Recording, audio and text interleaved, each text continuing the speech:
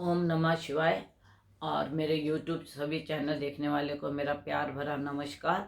और आज मैं आपको यह बताने आई हूँ कि मैंने आपको 26 दिसंबर 2019 की वीडियो में कहा था कि 2020 में हमारे देश में 5 तरह की बीमारी आने वाली है।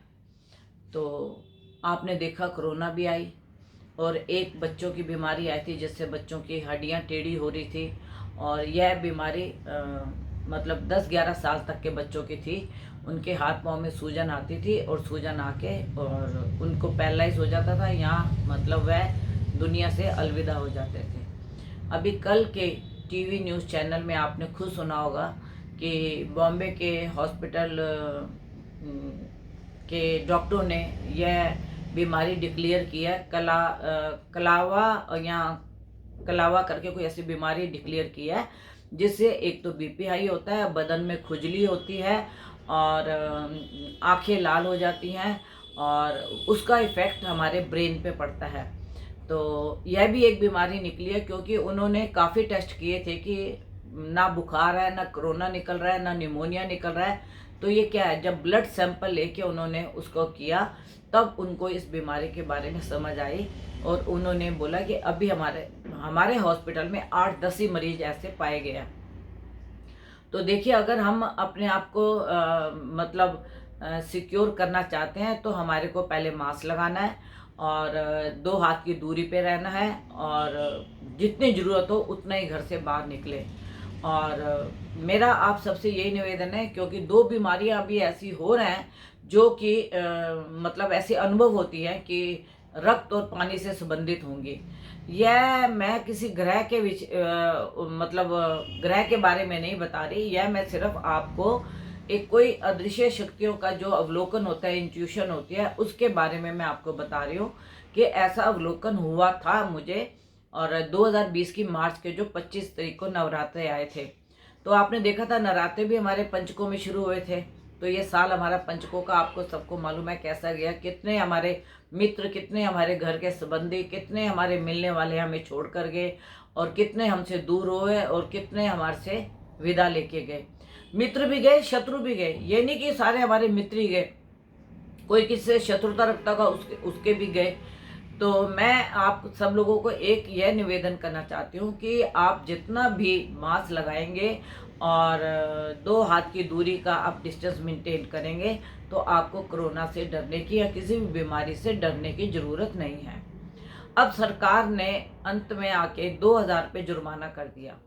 वैसे आप कहते हैं कि हमारी अर्थव्यवस्था बिगड़ गई, वैसे आप कहते हैं हमारी नौकरियां चली गई। मैं मानती हूँ आपकी नौकरियां चली गई, आपकी अर्थव्यवस्था बिगड़ गई। तो ये दिवाली में मार्केटों में कैसे रश हो रहा था, कैसे बिना मास्क के लोग घूम रहे थे, कैसे 2 हाथ की दूरी का उन्होंने डिस्टेंस मेंटेन नहीं किया।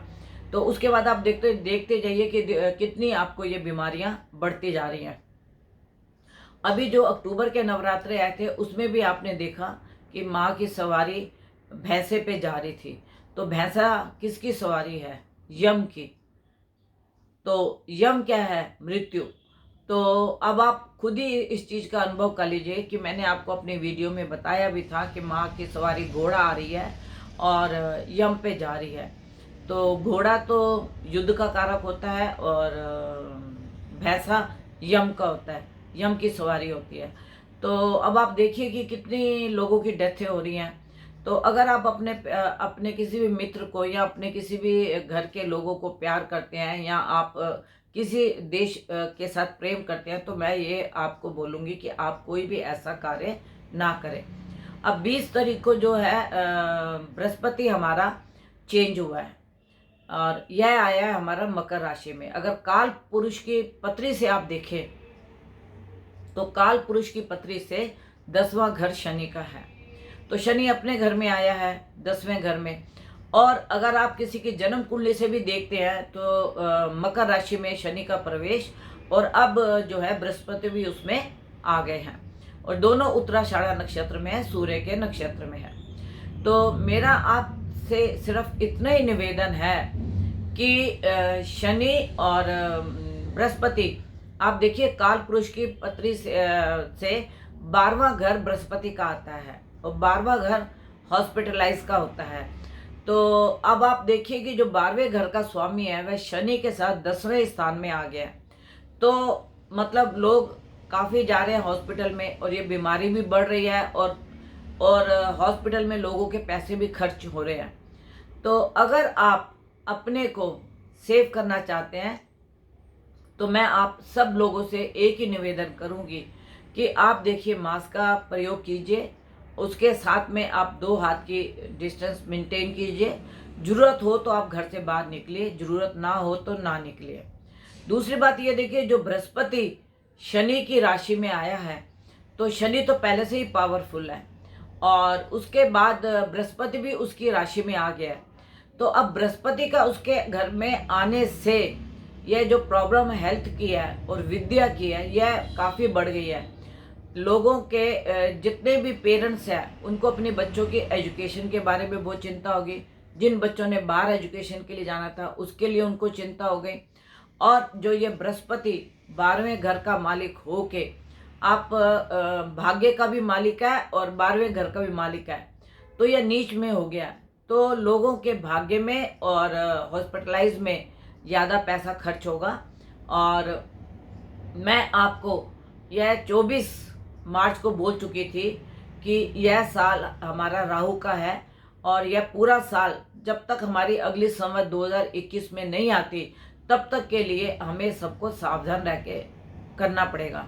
बाकी आप ये बोलिए कि कोई देश में बीमारी आ जाए और वो चली जाए, ऐसा कभी भी नहीं हुआ। ना टीबी आज तक गई, ना कैंसर गया, ना चिकनगुनिया गया, ना डेंगू गया, ना स्वाइन फ्लू गया। सबकी दवाइयाँ हैं लेकिन उनका असर हो गया। अभी इसकी कोई वैक्सीन नहीं आई। जब तक वैक्सीन नहीं आई तब तक हमें अपने आप को इसको मेंटेन करके रखना पड़ेगा। और अगर हम इसको अपने आप को नहीं हम मास्क लगाएंगे या 2 हाथ की दूरी नहीं रखेंगे तो हमारे को सबको कोरोना ग्रसित कर सकता है। अभी देखिए जयपुर में भी कर्फ्यू लगा है रात का और हिमाचल में भी लगा है रात का। तो यह किस लिए लगा है? क्योंकि कोरोना को थोड़ी रोकथाम करनी है और लॉकडाउन लगाने से हमारे देश की अर्थव्यवस्था पे, लोगों के कारोबार में काफ़ी नुकसान होने की संभावना हो जाती है।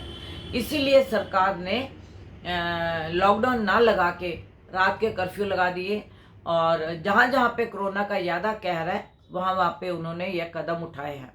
और जो ये तीसरी बीमारी आई है, मैं सभी से यह निवेदन करती हूँ कि अगर आप ध्यान रखेंगे और अपने माता पिता का ध्यान रखेंगे तो आप इस बीमारी से, जो कलावा करके एक बीमारी आई है जो कि बॉम्बे के डॉक्टरों ने कल इसकी पुष्टि कर दी है, तो मैं आप सबसे हाथ जोड़ के यही निवेदन करूंगी कि आप इस चीज़ का बहुत ध्यान रखें। बाकी 26 तारीख को एकादशी है और तुलसी विवाह है और देव उठनी है। तो आप देखिए देव उठनी से हमारे जो देवता सोए होते हैं वो देवता जागृत हो जाते हैं और हमारे शुभ कार्य मतलब होने शुरू हो जाते हैं। लेकिन क्या कहते 15 दिसंबर से जो हमारा ये मास लगेगा जिसमें विवाह नहीं होता और 13 जनवरी तक इसके लिए सारे विवाह और शुभ कार्य हमारे रुक जाएंगे। और अभी जो है 26 तारीख से हमारे विवाह, गृह प्रवेश, मुंडन या किसने किसी भी चीज़ का अपना शुभ मुहूर्त निकालना है तो वह 14 दिसंबर तक इस कार्य को कर सकते हैं। उसके बाद फिर हमारा मास लगेगा तो उस दिसंबर के महीने में 15 दिसंबर से लेके 14 जनवरी तक कोई भी शुभ कार्य नहीं होगा और उसके बाद फिर आपके 14 जनवरी से बाद में आपके शुभ कार्य होंगे। और बृहस्पति के मकर राशि में आने से एक तो विद्या का, बच्चों की विद्या का मतलब नुकसान हो रहा है और होगा भी क्योंकि यह नवम और द्वादश का मालिक है। तो जो बच्चे घर में बैठ के अपनी विद्या को पढ़ सकते हैं और अच्छे से ऑनलाइन करेंगे तो उनको अगले साल के लिए कोई ऐसी प्रॉब्लम नहीं आएगी। क्योंकि जो 9th और 11th के बच्चे हैं उनके लिए यह साल बड़ा ही कष्ट का है क्योंकि अगले साल उनके बोर्ड के पेपर होने हैं। तो अगर वह अभी से अपना ध्यान करके पढ़ेंगे तो मुझे पूरी उम्मीद है कि 9th और 11th के बच्चे अगले साल जो हमारे इस साल की मतलब रुकावट आई है पढ़ाई में या कुछ भी है, उसको वह कवर कर लेंगे, क्योंकि अगले साल में हमारा जो बृहस्पति है वह कुंभ राशि में प्रवेश कर जाएगा। तो मैं आप सबसे सिर्फ आज इसीलिए आई थी कहने के लिए कि जो यह कोरोना की बीमारी का प्रकोप बढ़ रहा है, यह सिर्फ आपके और हमारे दोष के कारण बढ़ रहा है। अगर हम इसका ध्यान रखें तो ऐसा कुछ भी नहीं हो सकता कि जब तक वैक्सीन नहीं आती तब तक के लिए आप इस बीमारी के लिए ध्यान में रहें और ध्यान रखें इस बात का। और अगर आप ध्यान रखेंगे और अपने इस बीमारी से दूर रहना चाहेंगे तो आप मास्क भी लगाएंगे और 2 हाथ की दूरी भी रहेंगे, और कम से कम समय जो आपको लगे कि अब हमें बहुत ज़रूरी बाहर निकलना है तभी आप बाहर निकलें। तो मेरा एक सबसे बड़ा यही आपसे कारण था। दूसरा मेरा ये कारण था कि बृहस्पति और शनि ये उत्तराषाढ़ा सूर्य के नक्षत्र में आने से आपको मैं इतना बता सकती हूँ कि यह बीमारी का प्रकोप अभी बढ़ेगा, और अगर आप ध्यान नहीं रखेंगे तो यह बृहस्पति हमें 12वें घर के मालिक होने से और भाग्य के मालिक होने से यह हमारे भाग्य को भी नुकसान होगा और हमारे हॉस्पिटलाइज में भी ज़्यादा पैसा खर्च होगा। तो यह ज़्यादा उन्हीं के लिए मैं बार बार बोलूँगी कि जिनको बृहस्पति शनि की दशा चल रही है, अंतर चल रहा है, प्रत्यंतर चल रहा है, उन्हीं के ऊपर इनका प्रकोप ज़्यादा पड़ेगा। अब कहने को तो सबने बोला कि बृहस्पति नीच का होके आ गया, बृहस्पति शनि के साथ हो गया।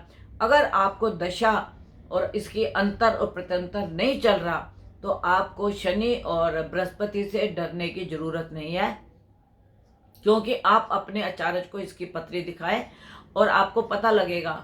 जैसे हम बताते हैं कि गुरु हमारा मकर राशि में नीच का आ गया, अगर आपको उसकी दशा भी नहीं है, उसका अंतर भी नहीं है, तो प्रत्यंतर भी नहीं है, तो आपको यह कुछ भी फल नहीं देगा।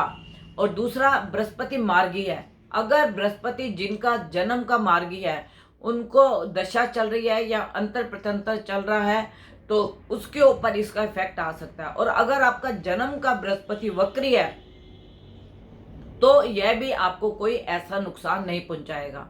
और शनि की अगर आपको दशा चल रही है, अंतर प्रत्यंतर चल रहा है या 60-70 चल रही है, तब यह शनि आपकी राशि पे या आपके कुंडली के ऊपर आपका असर दिखाएगा, या तो बिजनेस को बढ़ाएगा या घटाएगा। अब मैं इसमें आपको सबको ये नहीं बोल सकती कि आपकी कुंडली में क्या है, क्योंकि मैं आपकी कुंडली जानती नहीं। एक ही राशि के हजारों लोग जन्म लेते हैं, लेकिन उनके नक्षत्र अलग होते हैं, उनके चरण अलग होते हैं। जब नक्षत्र और चरण अलग होते हैं तो उनको उसी प्रकार से चरण के हिसाब से उनको फल मिलता है। किसी का शनि अस्त है तो उनको शनि इतना नुकसान नहीं देगा अगर 60-70 चल रही है। किसी का बृहस्पति अस्त है तो वह भी उसको इतना नुकसान नहीं देगा, क्योंकि बृहस्पति अस्त है। जब ग्रह अस्त हो और या ग्रह वक्री हो तो अगर जब तक उसकी कुंडली में वो ग्रह की दशा या अंतर या प्रत्यंतर ना आए तो वह उस व्यक्ति को कुछ भी नुकसान नहीं करेगा। अगर किसी का जन्म, जैसे आप मान लीजिए किसी की जन्म कुंडली में बृहस्पति वक्री है और अभी बृहस्पति मार्गी चल रहा है तो उसको वक्री का फल नहीं मिलेगा और दशांतर पतंतर भी नहीं चल रही। तो आप इस चीज को हमेशा सोच के चलना। अगर कोई भी आपको इस बारे में बताना चाहे कि भाई शनि वक्री हो गया या शनि कुंभ में चला गया या शनि मकर में है या शनि ये, अगर आपको दशा अंतर प्रत्यंतर उसका है तो आप अपनी कुंडली में उसका उपाय कर सकते हैं। अगर आपको उसकी दशा अंतर प्रत्यंतर कुछ नहीं चल रहा तो आप उसका कोई भी आपको उपाय करने की जरूरत नहीं है। जो आप अपना पाठ करते हैं, जो आप अपने इष्ट को मानते हैं, उसी का पाठ करते रहिए और समय समय पर अपने आचार्य को अपनी जन्म पत्री दिखाते रहिए, जिससे आपको ये पता लगे कि आपको शनि की 60-70 तो नहीं है, कोई 2-3 ग्रहों का योग तो नहीं है, या बृहस्पति जैसे आज का नीच का चल रहा है तो नीच का आपका बृहस्पति जन्म का तो नहीं है। अगर जन्म का है तो और दशा भी आपको चल रही है तो वह आपको जरूर कुछ ना कुछ स्किन प्रॉब्लम, हॉस्पिटलाइज होना या विद्या में नुकसान होना, पढ़ाई में मन ना लगना, ऐसी कुछ भी घटनाएं आपके साथ हो सकती हैं। तो इसके लिए आपको डरने की ज़रूरत नहीं है। आप समय समय पर अपने आचार्य को पत्री दिखाइए और दिखा के आप उसके बारे में जो भी आपके आचार्य आपको बताते हैं आप उसका उपाय कीजिए। तो और ग्रह तो हर किसी के आते हैं और जाते हैं, और नक्षत्रों के हिसाब से आप इसकी गणना कीजिए, डिग्री के हिसाब से देखिए, अस्त के हिसाब से देखिए, तो आपको अपनी कुंडली का खुद ही अवलोकन करना आ जाएगा। आपको किसी के धोखे में जाने की ज़रूरत नहीं है। नमस्कार।